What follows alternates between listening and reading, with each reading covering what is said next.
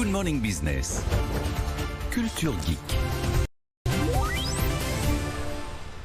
Le télétravail est de retour et Anthony Morel aussi avec ses outils de télétravail puisque le gouvernement incite déjà les entreprises à faire du télétravail, mais en plus le nouveau protocole sanitaire qui a été publié vendredi oblige normalement toutes les entreprises situées dans les zones de couvre-feu à avoir un minimum de jours de télétravail. Alors le télétravail, oui.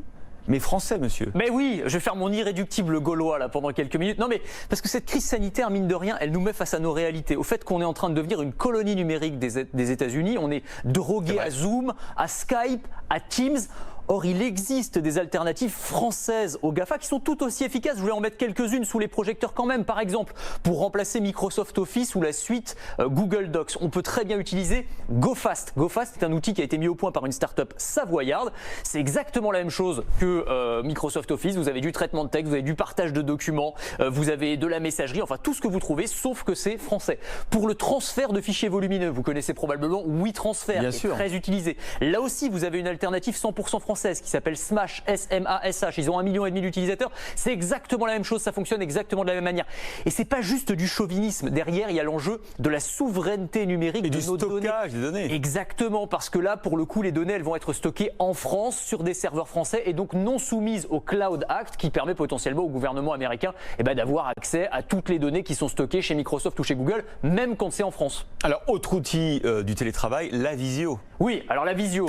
Il y a Zoom, évidemment. Bon, Zoom, moi qui discute souvent avec des DSI, des directeurs des systèmes d'information, c'est leur cauchemar aujourd'hui. Ah ben oui, clairement, ils déconseillent à tous leurs collaborateurs de l'utiliser. Il y a quelques entreprises qui commencent à interdire Zoom pour des questions de sécurité.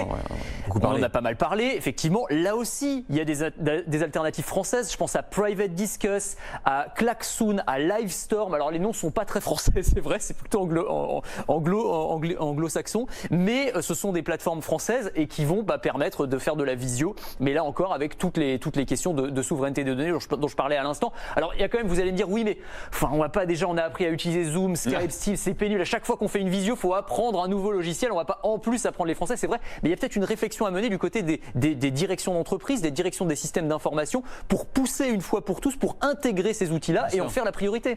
On a beaucoup aussi parlé de l'incroyable succès de Slack. Oui. Est-ce qu'il y a une version tricolore? Oui, il y a une version française qui s'appelle TalkSpirit, qui connaît un grand succès d'ailleurs. Alors c'est exactement le même principe que Slack, c'est-à-dire qu'on va essayer de fluidifier les échanges entre les collaborateurs d'une entreprise, de remplacer, vous savez, les chaînes de mails interminables avec du chat, de la visioconférence, du partage de documents. Et là encore, gros succès et surtout un outil qui est reconnu dans le monde entier, c'est-à-dire qu'ils ont été classés par un institut Gartner, qui est un institut très prestigieux, dans les meilleurs outils de télétravail au monde. Donc c'est pas juste parce que c'est français que j'en parle, c'est aussi parce que ce sont des outils d'excellence qui existent et voilà, et qui ont en plus le mérite d'être de chez nous. TalkSpirit, qui comme son nom l'indique, pas est français. Oui, tous les noms sont anglais en fait, mais ce sont des outils français. C'est dur d'y s'y retrouver du coup. Merci Anthony.